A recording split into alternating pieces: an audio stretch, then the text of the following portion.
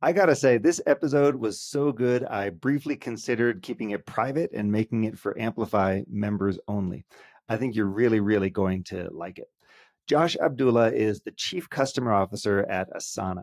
And at Asana, he oversees a global portfolio of about 170,000 customers, everything from $20 a month freelancers to multi-million dollar enterprise deals. Josh, as you'll see, talks in the language of customer success, but everything that we go through together in this episode applies directly to account managers operating at any kind of scale. What really stood out to me in the conversation was the clarity that Josh has around value and what value means for his customers. So whether he talks about his red renewals playbook for enterprise churn or the behavioral signals that he looks for in the SMB segment, he really has clarity on how to get value to his clients so that his company can be successful. And by the way, he's built systems into all of this that you're really going to appreciate learning about. So in this conversation today, we talk about the red renewal system that Josh uses to spot churn 9 to 12 months before renewal.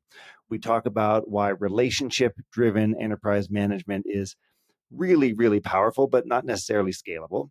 How to coach CSMs using signals and pattern recognition in data. And we also talk about what Asana is building with their value framework and how that is really going to change his strategy for post sales and for customer engagement. This episode is literally a masterclass in scaled account management. Let's get started with Josh Abdulla. If you're an account manager, you already know this. You're the one keeping the business running. You own the client relationships, drive the revenue, and solve the tough problems for your customers. But here's the challenge. Most companies don't give account managers the training or recognition they deserve. That's what you'll get here on the Account Management Secrets podcast. I'm Alex Raymond, and after working with thousands of account managers, I know what separates the best from the rest. In this show, we cover exactly what you need to succeed, handling tough client conversations, driving renewals and upsells with confidence, and proving your value every single day. There's no fluff, no outdated sales tactics, just real practical strategies you can use right now to grow your accounts and build a successful career. If that sounds like what you've been looking for, hit subscribe and let's get into it. Hey, Josh, great to see you. Thanks for joining me. Yeah, glad to be here. So you are coming up on 1 year as the Chief Customer Officer at Asana. So congratulations on the milestone, on the orbit around the sun. I'm Thank really you. excited to get into this today with you because Asana is a pretty big, well-known company. So really excited to see what it looks like from the inside in terms of managing customers and managing post sales. Before that, obviously, you had an incredible career as Chief Customer Officer at LiveRamp. You were at Salesforce early in your career, so you've done a lot of stuff. You've seen a lot of very successful companies. So I want to learn as much from you as possible so that we can really give value to our audience. But I would love to just start by help us understand Asana. What is Asana? I'm sure it's more than just the first tool that comes into everyone's mind. So, like, what is it? What are you guys offering? How big is the customer set? Like, what's the scope here? Yeah. So Asana's, started out, I think about a 12, 13-year-old company now. And originally it was, very much so known for task management, project management type software. Since then, it's really grown to really be like an enterprise collaboration management platform, and or workforce collaboration management. There's a couple different terms for it. And starting out as a product-led growth company, we really start out with a lot of SMB customers, and throughout the years, and kind of grown organically. And now we've really touched the enterprise market. So as a company, we've got about 170,000 customers worldwide, which is just phenomenal. We've got a lot of competition in the marketplace out there. So companies like Monday.com, Smartsheets, ClickUp, Airtable are some of the smaller ones. And then we compete with the Adobes of the world with their workforce product, with Microsoft Teams. Salesforce is coming out with collaboration product. Zoom is. So there's a lot of entrants in the market. We're lucky enough to be one of the incumbents who've been here for, like I said, over a decade. So pretty well-known brand. We're global. We've got offices in Australia, in Tokyo, in London, in France, in Dublin, in Sydney, and then all throughout the U.S.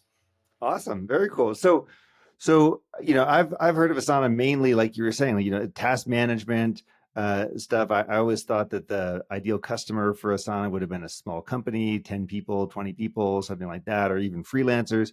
Now, in the data that you were just sharing, you're at if 5% of your customers are enterprise, that's 8,500 enterprise accounts. That's a lot of big accounts. Question I have for you is, what was happening at Asana to make them realize, oh, we need a chief customer officer? Like this is a role that we need. We've now evolved into. What were the sort of milestones or the tipping points that made them say, we want to go fill this role? Yeah, and I think this really just boils down to kind of a philosophy on leadership, which is when you identify a specific part of your business or a company that needs a high level of attention and focus, oftentimes it's just really helpful to have a singular leader that's kind of put in charge of that process, or part of the organization. And for us, when we look at our customer base, we have such a variety of customers. The needs of a small nonprofit here in Boulder, Colorado are very, very different to, say, a massive enterprise with hundreds of thousands of employees. And so if you try to solve the problems and how you serve those customers in a piecemeal function or in a siloed function, you're not going to be successful. And so I think Asana realized a couple of years ago, when they created this role, it's really necessary for us to make sure that we are communicating to our customer, working with our customer, engaging with our customer in a unified fashion across the entire journey that customer has with us. And oh, by the way, we need to make sure that we're doing all of those very specific things with our customer, engaging with them in the right ways at the right times, in a way that's commensurate with who they are. And so the way that we would engage with, say, a nonprofit in Boulder is going to be very, very different than the way we would engage with a large enterprise with hundreds of thousands of employees. And making sure that we have all of that under one umbrella is a really great way to make sure we're not introducing blind spots into that equation. So, I mean, basically, a big time focus is that we want a unified customer experience to the extent possible, and we want to be as efficient as we can in our delivery. Therefore, let's put it all under one organization, into one group. Exactly. Okay. And one of the things I'm dying to ask you about is how you segment customers. So Yeah. you just said we've got 170,000 customers. You've got them in every single vertical, every geography, every company size. So they're all over the place. One of the things that I've seen so many leaders struggle with is like, how do we literally just get a handle on what are the characteristics between these companies? What are the similarities? How do we start to organize them? Because that's going to affect your team structure, your alignments, your compensation, the activities that people are doing. It's going to affect so many things. So when you show up and you think, all right, here's my 170,000 customers, what are the variables that you're looking at around segmentation? How do you start to group these together? Like, do you look at verticals? Do you look at geography? Is it company size based? Is it how much they've paid you? Like, how do you even approach that with this size of portfolio? Yeah, it's a really interesting problem. And one of the things that I, first did when I came to Asana, and like I said, it's only been about 11 months, is because a lot of my background is enterprise. And so I looked at kind of the enterprise function first, and started to really figure out what were the opportunities, what were the challenges, et cetera. And really, when you look at that, 5 to 8,000 enterprise customers that we have, uh, the way that you manage that set of customers is really similar to how you would at any other enterprise software. You've got your verticals, and you need to be able to speak the language of your customer. So, we have a vertical segment where we have FinServ CSMs, we have nonprofit CSMs, we'll have healthcare CSMs. And why that's important is that the language of a nonprofit, or the language of a FinServ company, or the language of a healthcare company is embedded to how they communicate with each other. And so we need to be able to communicate with them in that same language. And that's why verticalization is so important. And so, that's one of the basic, what I call like blocking and tackling of an enterprise CSM function, is understand your verticals and make sure you're attacking that appropriately. Then you look at the rest of the enterprise segment, and it's really about, what their spend is, what their footprint is, what parts of their organization are using it. And what makes Asana really interesting is that we have a lot of customer profiles that we sell into. And what I mean by that is we sell into marketers. And the solution that marketers leverage us for and what they use us for in order to gain value is very different than another profile, which would be IT. And what our IT customers use us for is a very different use case than, say, our product ICP. And so we make sure that we have sufficient capability and knowledge of these different, what we call ideal customer profiles within the customer success organization. So that, say, we're talking to a particular tech company, but they're using us within their marketing function, we'll make sure that we align a CSM that has that type of knowledge versus, say, it could be another tech company, but they're using us within their PMO or within their IT organization. That's going to be a different skill set from a CSM. So identifying what our customer profiles are and then aligning the right set of resources to those customer profiles. And that can extend all the way down to the playbooks that we use, how we think about renewal cycles, how we talk about our new features and which customers we want to prioritize for those new features. So all of that, again, is really basic blocking and tackling of the enterprise. That's where I spent my first several months. The really, really cool part about Asana, though, is in addition to the enterprise, as I mentioned, we've got 100 and anywhere between 50 and 165,000 SMB customers. And out of that, a vast majority of those customers are monthly customers. And what I mean by monthly customers, every single month, they can choose to renew or cancel their contract. And when you think about a monthly customer, the reasons why monthly customers churn are going to be very, very different than why an enterprise customer would churn. Enterprise customers churn because primarily they're not getting value out of their investment. Maybe there's a competing product that their IT team has said you now have to move to. Maybe they bought 1,000 seats at the beginning of the year, but they had a 30% RIF, so they need 30% less seats, right? These are the common reasons why enterprise customers churn. And one of the big reasons we're seeing, and I think most enterprise software companies are seeing this, is there are so many vendors out there now in every single type of customer platform there is, that IT teams are saying, hey, why do you need to have 7 different vendors, all of which do the same thing? Can you please consolidate onto maybe 1 or 2 best-in-class platforms? And so oftentimes we're the beneficiary of that. Sometimes we lose out to our competitors in that situation. But that's why enterprise customers churn. On the monthly side, it's very, very different. On the monthly side, we have to prove our value every single month to that customer. And what we've found is that if customers stay with us past anywhere between 9 to 12 months, they're locked and loaded. Any customer that's before 3 months could potentially be a churn risk. And so why do those customers churn? We've really isolated it down to 4 key reasons. One is they're very price sensitive. 2 is they need to have an excellent onboarding experience, meaning they need to know how to use your product or our product in order to get to the use case that they're looking for in a very short amount of time. 3, they need to have a great support experience, meaning I have a problem. I don't understand how to do XYZ. They need to be able to figure out how to do XYZ very, very quickly, whether that is leveraging your community, whether that's leveraging your help center, which are kind of on-demand self-service resources, or whether they're going to use your support AI chatbot or even use your ticketed support. Whatever the modality is that they're getting support, it needs to be able to answer their question very, very quickly. If they can't get that question answered, guess what? They're going to go ahead and cancel their contract and go somewhere else. And then finally, the fourth reason is they have to be able to have the features and functionality that they're looking for. So it goes price, onboarding, support, and features and functionality. What we found is that oftentimes our customers do have the features and functionality. They are available to them, but sometimes it can't be surfaced to them or they haven't found it. And so therefore, that's another reason that we kind of have to go attack that problem. Those are 4 different reasons than why enterprise customers churn, because enterprise customers will pay for professional services.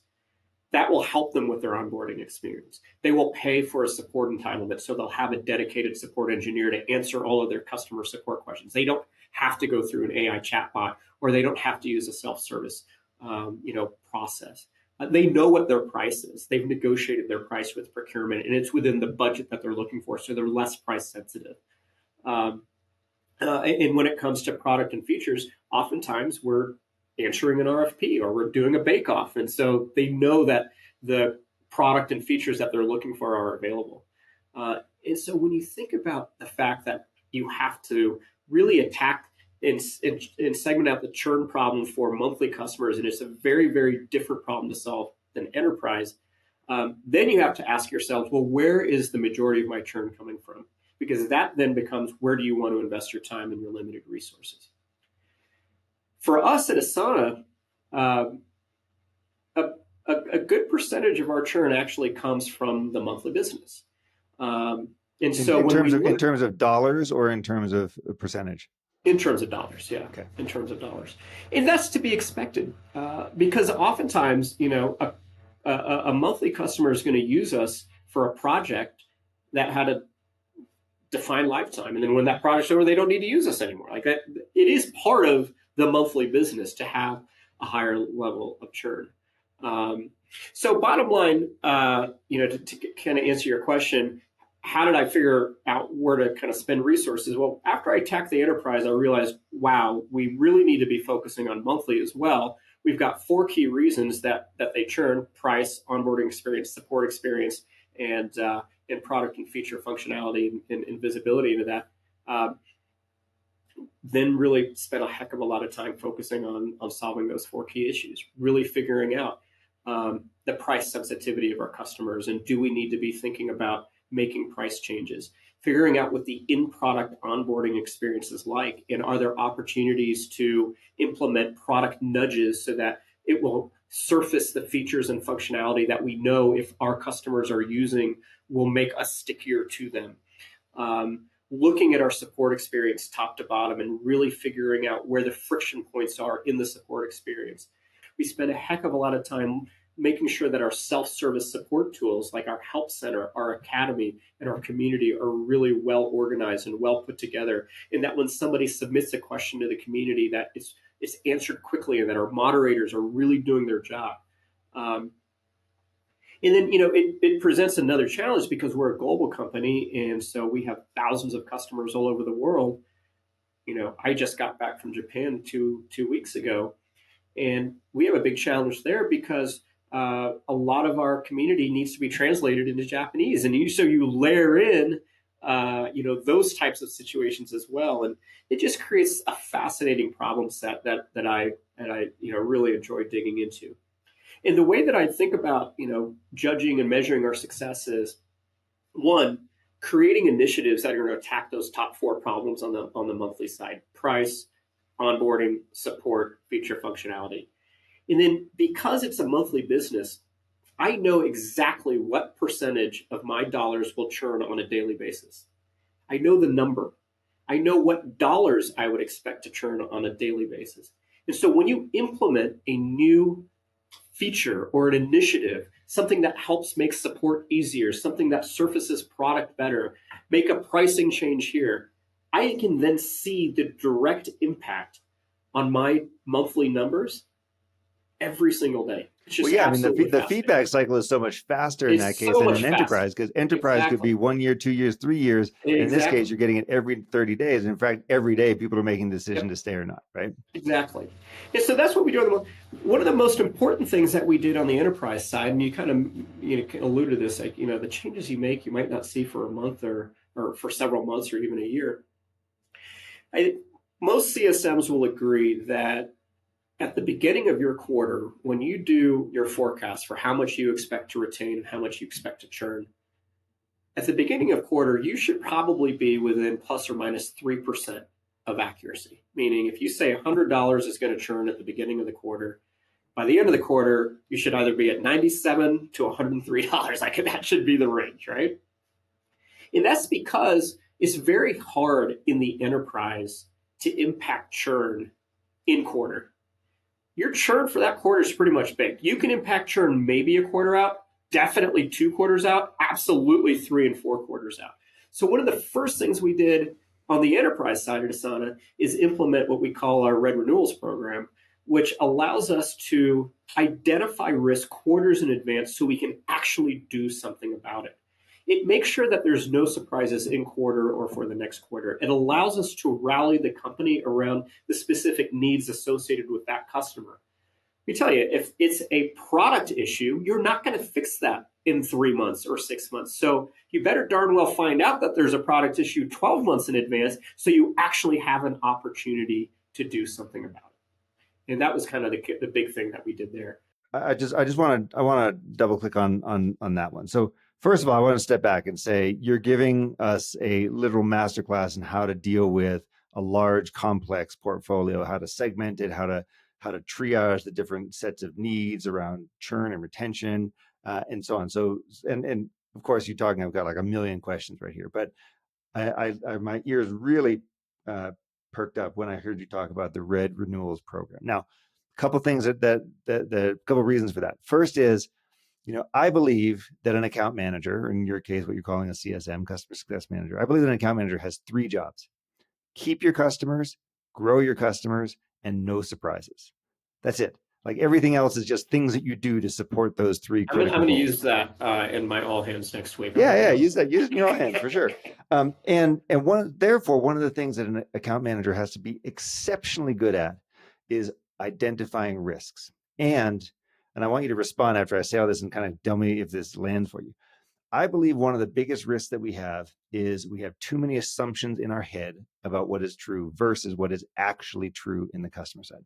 So I always recommend people get radically curious, do more question, do more discovery, like figure out what's really going on here and question, like literally list out your assumptions and then go question them with your champion or whomever. Now, sometimes that will then surface into a risk register, which I think is what you're talking about with the Red Renewals program. So tell us more about how that works. You're starting to flag what, 6 months, 12 months out, this renewal might be at risk, and here's why. And then you're doing a SWAT team on the specific type of risk, because sometimes it's executive change, sometimes it's product usage, sometimes it's M&A activity, sometimes it's macroeconomics.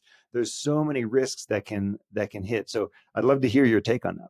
Yeah, sure. So first off, from a time frame perspective, our goal is to identify risks 9 to 12 months in advance.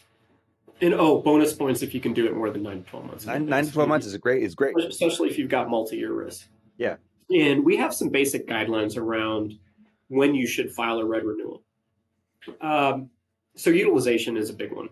Now, the reality is it should be a risk if they're not logging in every day or they're not logging in at least once a month. But the reality is we have to draw a line somewhere, and so that's where we're drawing the line. So that's one is product utilization. The next is, and we're very lucky that we have an incredible data science team at Asana, is we have what's called an account retention score. And so the account retention score has kind of three levels to it: red, yellow, green. They made it super easy for us. If it's red, risk. If it's yellow, possibly a risk. If it's green, not a risk. So that's another variable that we use. And then, the third are more qualitative things. Um, you know, you mentioned a few in your things. Is there M&A activity? Is our champion left? All of those types of things. The fourth, again, back to the quantitative, is support engagement. Are we seeing a lot of support tickets? And if so, what are these support tickets? But really, it starts out with utilization. And so 12 months out, if you look at our renewals, so this is actually the last day of Q2 for us, so we're starting Q3. So if you look at our red renewals for Q2 of next year, Q1 of next year, the vast majority of the reason codes are going to say product utilization issue, product utilization issue, product utilization. And that's okay. Because every 2 weeks we go and we work with the CSM leaders and the CSMs and we interrogate all of the new red renewals that have happened. And we ask them what's going on at this particular one. Have you talked to the customer? When was the last time we had a QBR? When was the last time we had an onsite? When was the last time you talked to your champion? And ask all of these same questions over and over and over again to really figure out what the true reason code is. Because product utilization being low is a symptom, not a cause in most cases. Sometimes it is a cause because maybe there was a riff. So they've lost it. One would say then the riff was the cause. But bottom line, it's oftentimes it's a symptom, not the cause. And so we help interrogate and figure that out. But once the red renewal is there, and we've got renewal manager coverage. So we have CSMs and renewal managers because we have such a large number of renewals. We actually have a team just focused on renewals. Um, if we have renewal manager coverage on a certain customer, that means that that customer has a salesperson attached to it, who might or might not be engaged because maybe they're looking at other customers. It means that they often will have either a scale, an offshore, or an onshore CSM associated with it. So once that red renewal occurs, and we use Asana for this, it actually creates a specific task within Asana, and it brings in all of the members of the account team. And then we are able to essentially look at all of the details of that red renewal and see all of the updates of that red renewal all the way through to the renewal process. And so every day I go to a folder in my Asana and I click on red renewals, and it shows me all of the new red renewals that have been submitted. And what's really cool about it, this is kind of me plugging Asana, I click on summarize this via AI, and our AI within the application will then summarize every single red renewal. What are the actions that are needed? Where do they need help? Where do we need to get executive engagement, et cetera, et cetera, et cetera. And it's that process that's worked really, really well. When I first came here 12 months ago, my first quarter, we were surprised by some very, very large churns that, just we weren't forecasting, we weren't on top of them. Now I'm proud to say there are no surprises. We know them, we're ahead of them, we know how to engage our execs with the customer, et cetera. And so I would advise anybody to make sure that you've got a really, really good process for identifying risk 3 to 4 quarters in advance in the enterprise, because that's the only way you're going to be able to mitigate that risk. Oh, I mean, look, what you just said is 100% best practice, if not like quite a bit beyond where most people are today.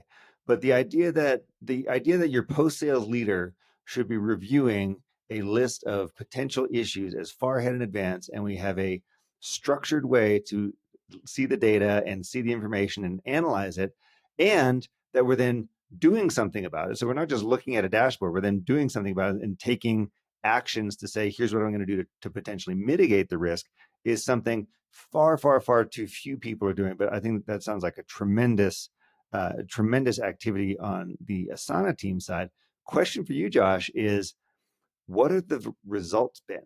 So what are you now seeing? How are people coming off the red list because they get to green? Because actually Mike Rapp from IntelliPeer, who was on the podcast very recently, he runs a get to green meeting, which Yeah. the idea is to do that. So are you seeing people getting to green? Are you still seeing churn even when they're on the red list? Like what have you seen in terms of results? Yeah, well, you're always going to see churn even though they're on the red list. You're never going to get a 100% hit rate. So I think it's really important to be realistic about what's doable and what's not doable, number one. Number two, absolutely you see customers move to green. But I think the biggest kind of indicator of results is when you start to see red renewals across your customer base. So we've got, anywhere between 5,000 to 8,000 enterprise customers. So at any given time, we've got anywhere between 300 and 700 red renewals open. You start to be able to draw patterns from that data. That becomes a large enough data set that you can draw patterns. For instance, I can tell you exactly the amount of ARR associated with red renewals today that are associated with a specific integration issue we have with a third party platform. And I can take that to my product team and I can say, these are all of the customers, these are all of the issues, and this is the specific integration to that third party platform that's causing these renewals to be at risk. And then the product team can then make a really clear decision related to prioritization. Do I build this new feature today? Or do I divert those people so that I can fix this to save this ARR? And it becomes a math equation. Is the amount of ARR I expect to get from this new feature plus or minus?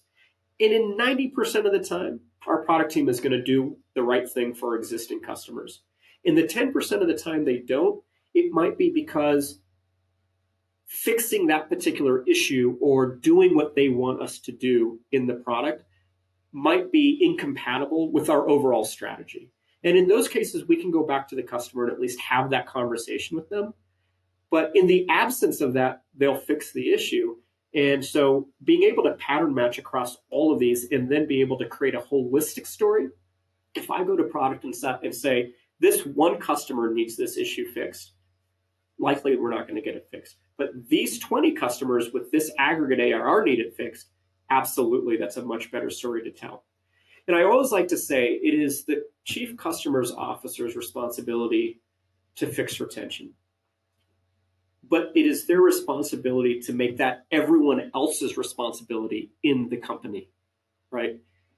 Uh, I can't go fix the product. I can't go solve the pricing issues. I can't go fix in product onboarding. But what I can do is draw sunlight on those specific issues, take those issues to the right leaders, get their buy in by showing them the data, and the red renewals process is instrumental in that. Yeah, no, I mean that's amazing. So you can surface the information. The people may not be aware of it. So a big part of the job is to be the internal evangelist for the customer, right? And you're basically saying, I've got access to all this information. Let me make sure that other responsible parties inside the company see what I see so that we can then make the best decision to help the whole company win. Now, when you're looking at the Red Renewals program, here's a question I got for you. When you're looking at this program, how much of the resolutions or the risk mitigations, how often do they come down to what you were just talking about? Like we have a product issue, we have an integration thing, we have something like that, versus we're just not doing the blocking and tackling of account management right. We don't know the stakeholders. We haven't done a QBR. We don't have an account plan in place, that sort of stuff. Like how much of it is kind of behavior that the CS or account management team can then go execute versus product stuff? Yeah, more of it is behavior than I would like, definitely. But but what's helpful about the red renewal process is that when these behavioral issues surface, it gives me and it gives my leadership team the ability to do what they need, which is coach their people and make them better. It also allows us to identify the folks that don't have challenges or issues relative to doing the basic blocking and tackling and recognize those folks for their great work as well. You know, customer organizations are all about people. And yes, there's going to be a massive AI shift in the way that we work with our customers. But ultimately, at least at the enterprise, and at least for the next, I would say, 3 to 5 years, having that personal touch coming from a human is still going to be a huge way that we drive success for our customers. And tools like the red renewal process and others that we leverage internally really help to surface the high performers and the performers that need a little bit of coaching. And so whenever I see a situation or we interrogate a CSM on this red renewal and we're trying to figure out why utilization is low, because that's always the first tip of the spear, right? Well, when was the last time we had a QBR? What happened to our stakeholder? When was the last time you reached out to the stakeholder? When was the last time we were on site?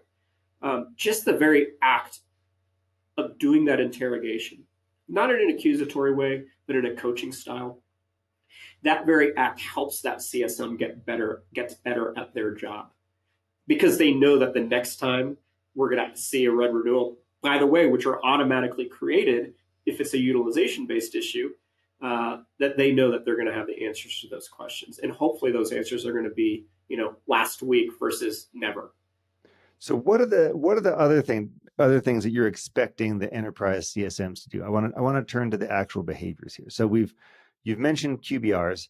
With a portfolio of 5 to 8,000 enterprise clients, that's 20 to 34,000 QBRs a year. I assume we're not doing that volume, so maybe we're not doing these quarterly. But are you doing those? Are you doing and the reason I'm asking is there's a lot of conversation inside the Amplify community, for example, with other folks that I'm talking to around, is the traditional QBR still the way to go? Do we need 90 minutes every 90 days?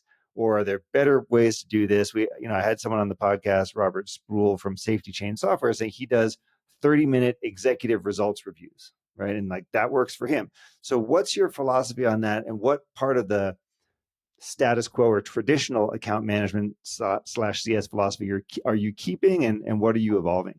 Yeah, well, let's first take a step back and talk about, the 5 to 8,000 enterprise customers and how we actually break that down. So we have what we call a top accounts team, and this is named accounts. These are going to be our largest customers. These are going to be all names that you have heard of, oftentimes global, oftentimes with a, anywhere between a 500 seat to several thousand seat footprint of Asana. Those are going to be our top accounts, of which we have about 30 of those.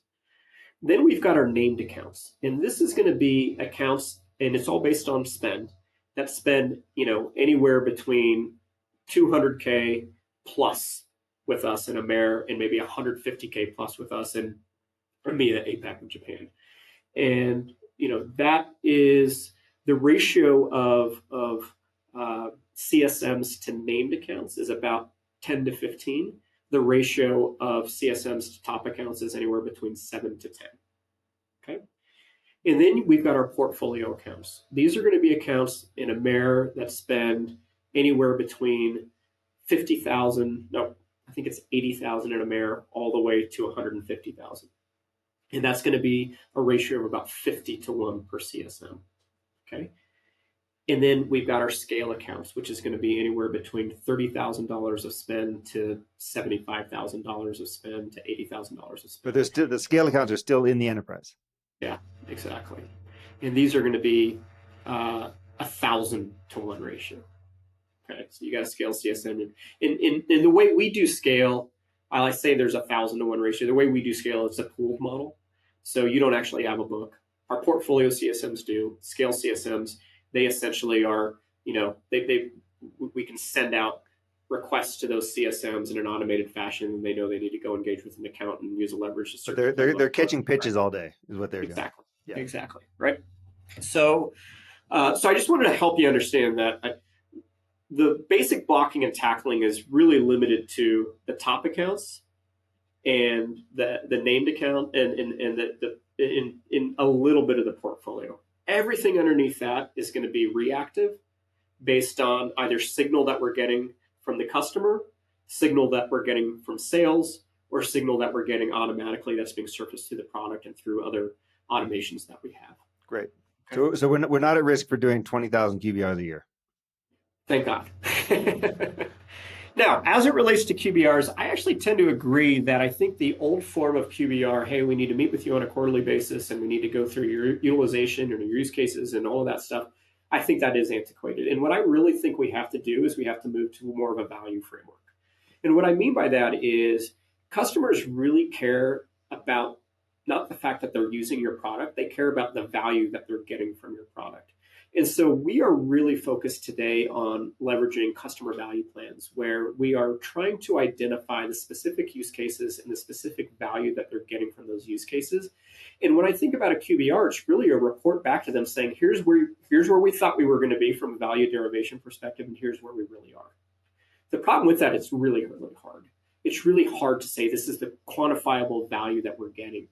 And so we're now today really pushing our pre-sales and our sales team to try to identify that upfront in the sales cycle so that we understand what are the value drivers that we need to be able to work towards and what is the value creation that the customer thinks they're going to get. We know that from day one so that as we establish the program with them from a CSM perspective, that we know what the goal is that we're working towards versus trying to figure that out 3 or 6 months into our relationship with them. We're just starting that process now. So come back to me in a year and I'll tell you how that's going. But what I can say is the value creation, like, do you think that this is going to be more like a, let's say, like a checklist, like a pick list of 10, like there's the 10 most common and we're just sort of picking them, or are they going to be unique for every single customer and then we're tracking that? As of today, they're going to be pretty unique. They're going to be developed on a customer by customer basis. Over time, we should be able to do some pattern matching and identifying here's the typical value drivers that we're going to be able to use, which will then allow us to use the same framework downstream into the portfolio process and possibly even to scale. But for now, we're learning as we go. We're learning how to identify and articulate the value that Asana is providing our customers. And the reason why it's a little bit challenging for us is, one, Asana is a platform that enables you to do what you want to do. And what I mean by that is when you use a platform, let's just say I worked at a company called ExactTarget. ExactTarget was acquired by Salesforce, but what ExactTarget did was email marketing. You buy ExactTarget for a purpose of sending emails to your customers. That's why you're using ExactTarget. Now, you might be sending emails to your customers to help them with password resets, or you might be sending emails to your customers because they had a shopping cart that they abandoned and you want to see, hey, you left this in your shopping cart. But there are specific use cases and it's quite limited in that specific thing. Whereas Asana, you can use Asana to do any number of things, any infinite number of things. And while there are a discrete set of use cases, it is in the hundreds. So, we really have to get very good upfront at divining the use case and the value that they're going to get from that. And so that's an evolution that I'm going to be focusing on in H2 of this year. Awesome. Yeah, the value framework. You can come back on the show next year in 2026, and we can talk through that. Now, as the chief customer officer, uh, when you're working with the CSMs for the top accounts and the named accounts, like what are you expecting them to be doing? Like what, you mentioned coaching, you mentioned the fact that the red renewals process allows you to see where things are working, where they aren't. But like what's your baseline expectation Yeah. for what these people are doing on a daily, weekly, monthly basis? Yeah. Well, first of all, I have an expectation that a top accounts or a named CSM has a top to bottom understanding of their account inside out. Anything that's happening at the company at a macro level, anything that's happening with their specific end user base or their champion at a micro level. So that's just basic blocking and tackling. You got to understand your account inside out, and you got to have that information at your fingertips. I don't expect you to have it memorized, but you need to be able to have frameworks and an organized process so that when I pick up the phone and say, hey, I'm actually going to have dinner with so and so customer 2 weeks from now, that it doesn't take them, hours upon hours to get the information just right there at their fingertips. So being able to get and have that information at their fingertips means that they are engaging with that customer on a regular basis and knowing how to engage with that customer in order to capture that information, what their use cases are, when they're interacting with support and having to deal with support, why they're interacting with support if they are, do they need to get themselves involved in it, in anything, identifying new use cases, identifying interesting usage patterns, identifying what other platforms that we are actually tangentially related to or potentially competitive with that they might be using, and how we might be able to leverage that information to try to displace that particular competitor. So having a relationship with their champion is the most important thing, because it allows them to gather that critical information and make sure that they've got that information at their fingertips, so that when I have an interaction with them, I can be able to get to it on a regular basis. But that also helps them keep a pulse on that customer, and will be able to help them identify risk. For instance, oh, I found out that you also have smart sheets. What are you leveraging it for? Why are you using smart sheets versus Asana? Is there any threat there? Do we need to talk to you about potentially demoing Asana in front of those users that are using smart sheets? Are you getting better value out of smart sheets? Can I introduce you to our product team members in order to help them understand why you're getting better value, so that potentially we can fix challenges in our product? These are all of the types of conversations that I expect a CSM to be having with their customer on a regular basis, in addition to the basics of looking at their utilization patterns, looking at their support ticket platform patterns, identifying when their renewal is, and working with the renewal manager to forecast potential renewal risk. It's really the relationship building that is so important. And that's really why you have CSMs with these top accounts, is to build that relationship, so you've got the eyes and ears on the ground and you know exactly what is going on at all times with that customer. Dynamite. I mean, and by the way, that's not scalable. No, but it doesn't. I mean, it's not supposed to be. Right. I mean, if you look at your top accounts and your named accounts, what percentage of all revenue goes through them? A lot. A significant amount. Right. It's not scalable, but there's a significant ROI on right. And then even more when you dig into the profits, not just the revenue that's generated across different segments. I would guess that most profits come from there too. 100%. 100%.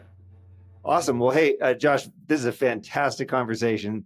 This is like a masterclass. I think you just gave us like months and months of stuff in 40 something minutes. Incredible to have you on. Thanks so much for joining me. Awesome. It was a great time, Alex, and great to see you. Yeah, good to see you too. Thanks, man. Thank you.